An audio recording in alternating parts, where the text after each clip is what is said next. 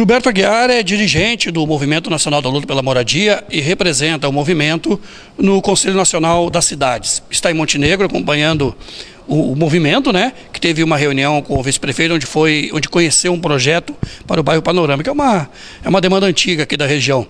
Antes de falar sobre o problema local, eu queria que o Gilberto dissesse como é a atuação do movimento em nível nacional e o Conselho, a tua atuação dentro do Conselho nessa área, Gilberto.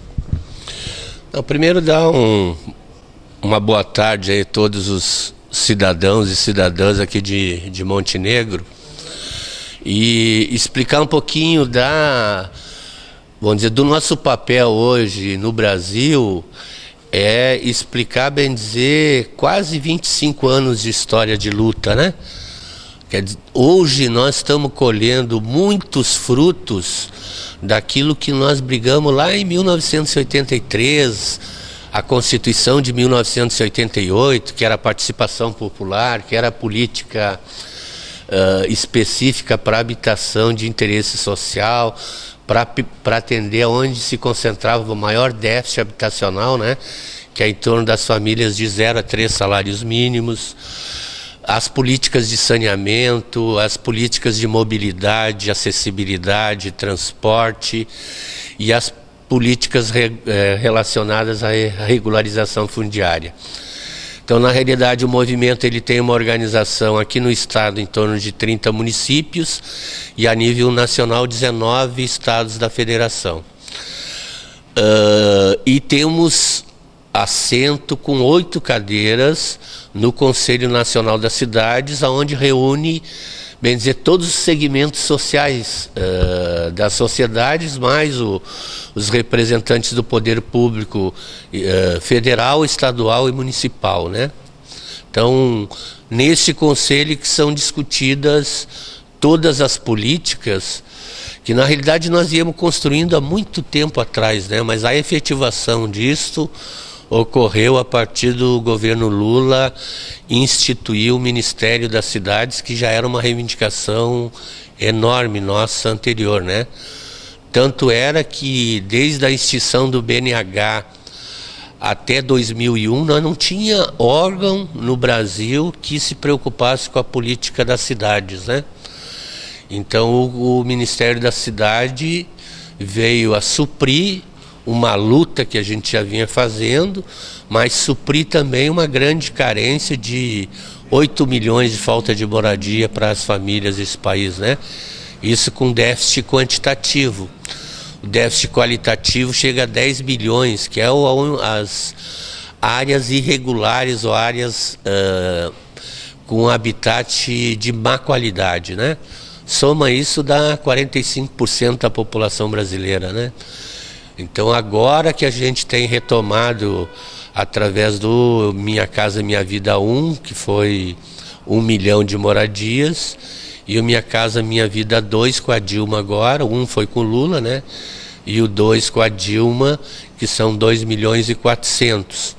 Tem ainda um programa que a gente discutiu com a Dilma no mês passado, que é o Minha Casa Minha Vida Entidades, que aí as próprias entidades, associações, movimentos, eles mesmos podem captar o recurso e implementar a produção social da moradia. Relacionou aí que foi a partir do governo Lula, criou o Ministério das Cidades, e daí também vieram alguns projetos sociais, como Minha Casa Minha Vida. Até que ponto isso está suprindo a demanda de necessidade aí? 45% da população é muita coisa. E nessa velocidade, acredita-se que em quanto tempo se vai ter um panorama mais adequado aqui no sentido de habitação no Brasil? Bom, nós estamos agora, inclusive essa semana a gente teve a apresentação do Plano Estadual de Habitação de Interesse Social, né? E já tem o Plano Nacional de Habitação de Interesse Social. Dentro do plano tem uma reivindicação, que é uma emenda, um projeto-lei que nós apresentamos no Congresso Nacional, projeto-lei de caráter popular, que é 285. e que estabelece um patamar de investimento do governo federal, do governo estadual e do governo municipal, né? Ou seja, 2% para o governo federal do orçamento, 1% no estado e 1% no município. Isso num período de 30 anos. Nós acreditamos que, tendo um recurso mais perene, né, mais sistemático, em 30 anos a gente dá uma nova cara em suprimir o déficit habitacional que a gente tem no Brasil, né? Vamos dizer assim, em 4 anos a Dilma construiu 1 milhão, em 4 anos, o Lula, né? Em 4 anos a Dilma construirá 2 milhões e 400, mais 200 mil do Minha Casa Minha Vida entidade. Não que a gente vá baixar muito o déficit habitacional, porque tem o crescimento vegetativo, tem o deslocamento de região para região, mas nós teremos capacidade de, em 30 anos, estar com isto, de certa forma, encaminhado para uma realidade totalmente diferente do que a gente vê hoje, né? É claro, Gilberto, que a necessidade de uma moradia, de incentivos financeiros para se ter uma moradia, passa pela necessidade de um emprego, de um melhor salário, enfim. As políticas de criação de emprego e renda e de incentivo à produção, enfim, elas vêm ao encontro do que se persegue, no caso da luta pela moradia também, para que o poder aquisitivo melhore e para isso facilite a vida das pessoas? É que aí tem duas questões nisso, né? O próprio programa Minha Casa e Minha Vida, ele no início ele não surgiu com a perspectiva de resolver o problema do déficit brasileiro, né? De habitação. Ele surgiu como um incentivo à circulação de renda no Brasil para enfrentar o problema da crise mundial de uma forma diferenciada, né? Enquanto que outros países investiam os seus recursos no sistema financeiro, o Lula resolveu investir na produção. Então, investindo na produção, automaticamente tu mexeu com a economia e teve possibilidade do Brasil passar pela crise, não de uma forma tão agressiva como a crise afetou em outros países, né? Do outro lado, aí são as reivindicações que a gente tem, porque nós não brigamos só por moradia, né? Na realidade, a moradia para nós é tudo aquilo que é necessário para um ser humano viver com dignidade.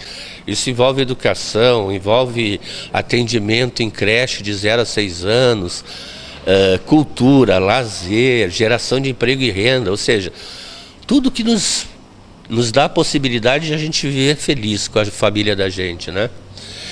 E hoje a gente sabe que o problema da geração de emprego e renda, ela também tem diferenças do ponto de vista do estado do Rio Grande do Sul e do ponto de vista do Brasil. Tanto que nós temos hoje apostado muito mais no que a gente chama de cooperativa multifuncional, ou seja, não é só uma cooperativa para a produção habitacional, mas é uma cooperativa que possa vender os seus serviços para uma prefeitura na área de limpeza, vender mão de obra para construção de casa, porque na medida em que nós vamos produzir as nossas casas, nós vamos qualificar essa mão de obra, né? Quer dizer, nós temos experiências no Brasil, vamos dizer, experiência aqui no Rio Grande do Sul, como em Passo Fundo, o mesmo valor que o empresário constrói uma casa de 42 metros quadrados, nós construímos com 62 metros quadrados, com coletor de água de chuva, com teto solar, né, com uma possibilidade de dar muito mais qualidade para a moradia. E, ao mesmo tempo, essa experiência de construção, onde inclusive a própria mulher participa, não só no levantar tijolo, que a mulher também hoje tem muitas mulheres que têm essa capacidade, mas a gente aqui no Sul potencializa muito mais por embelezamento da casa, ou o que se chama de acabamento, né? A mulher é muito mais carinhosa no acabamento do que o homem, né? Então isso tem potencializado geração de emprego e renda, isso tem potencializado emprego e, ao mesmo tempo, uma qualificação daquele profissional para dar continuidade ao seu trabalho posterior a conquistar sua casa, né? Muito bem, aqui em Montenegro essa luta pela área do loteamento Panorama é antiga, havia ali os problemas geológicos do local, que dificultava o interesse das empresas em construir. Agora parece que vem com uma tecnologia que viabilizou a construção. E tu participou de manhã, nesse dia 31 de outubro, da reunião onde a prefeitura mostrou ali o projeto da empresa que atendeu ao convite, né, porque só uma atendeu, e de um sistema modular. Enfim, já conhece esse projeto, já conhece esse sistema, Gilberto, e o que tem a dizer então daquele projeto apresentado e o encaminhamento que a prefeitura está dando?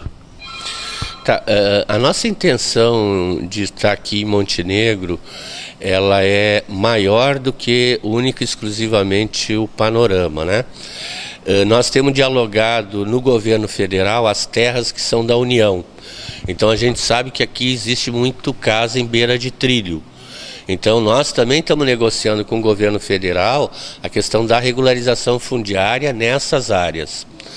Nós também temos dialogado com o governo do estado, no banco de terras, áreas do governo do estado que tem aqui em Montenegro. E hoje, nós não queríamos tanto abrir essa discussão porque a gente sabe que tem uma mudança de governo, né? E essa mudança de governo, a nossa única pauta hoje com o atual prefeito, quem nos atendeu foi o vice-prefeito, né? Foi de que um acordo que nós fizemos há muito tempo atrás, porque o Panorama já vai... Eu somente acompanho o Panorama há 4 gestões. Há 4 gestões de governo eu venho aqui em Montenegro negociar com o governo, né? Para que essa obra saia. Vai desde a negação por parte de muitas famílias ou da cidadania de Montenegro de achar que a compra daquela área foi equivocada, né? Até todos os processos de tentativas de empresas de assentar ali, porque precisa um investimento forte em drenagem, né? Então nós fomos para a reunião só para que o vice-prefeito reconhecesse um acordo que nós tínhamos feito, acho que há uns 8 ou 10 anos 2003. Atrás. Isso, né? De que 50% dos empreendimentos do empreendimento do Panorama fosse contemplado com as famílias do Movimento Nacional de Luta pela Moradia, que estão reunidos desde aquele período, né? Então, bem dizer, essas famílias se reúnem há quase 10, 12 anos com uma esperança de ser assentada e ainda não adquiriram esse direito. Eu até brinco com o nosso pessoal aqui de Montenegro, né? Se fosse em qualquer outro local desse país, nós já tínhamos ocupado essa área. Nós já tínhamos feito desta área uma área de moradia do nosso jeito, pressionando o governo para que o governo de fato fizesse o que se comprometeu a fazer, né? Agora a gente nunca teve eco nos últimos governos. O projeto alternativo de construção modular é um projeto aprovado pela Cientec, é um projeto aprovado pela Caixa Econômica Federal. Ele é uma outra tipologia de construção que não utiliza o tijolo cerâmico. Nós, inclusive, no debate nacional, a gente tem procurado incluir no temário da Caixa Econômica Federal construções alternativas. Tem vastas experiências, vamos dizer, tijolo feito com casca de arroz, né, cimento e casca de arroz. Nós tivemos um projeto que era solo cimento, tem com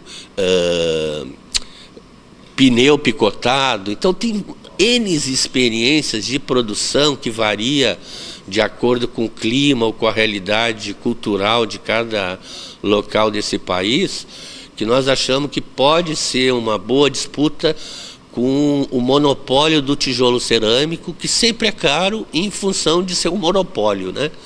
Então nós achamos que isso vem a calhar, e a experiência do sistema modular é uma dessas alternativas, né? Vamos dizer, não tem problema, tem uma durabilidade de 60 anos, tem uma boa acústica, tem isolamento térmico.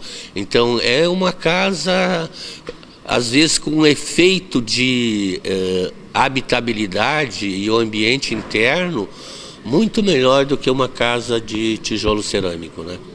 Isso aí. Esse foi Gilberto Aguiar, membro do Conselho Nacional das Cidades e dirigente do Movimento Nacional da Luta pela Moradia, que esteve em Montenegro acompanhando o movimento hoje, nessa parte específica do panorama. Não é só isso que ele trabalha, como ele acabou de dizer. Obrigado pela presença aqui, JPTV.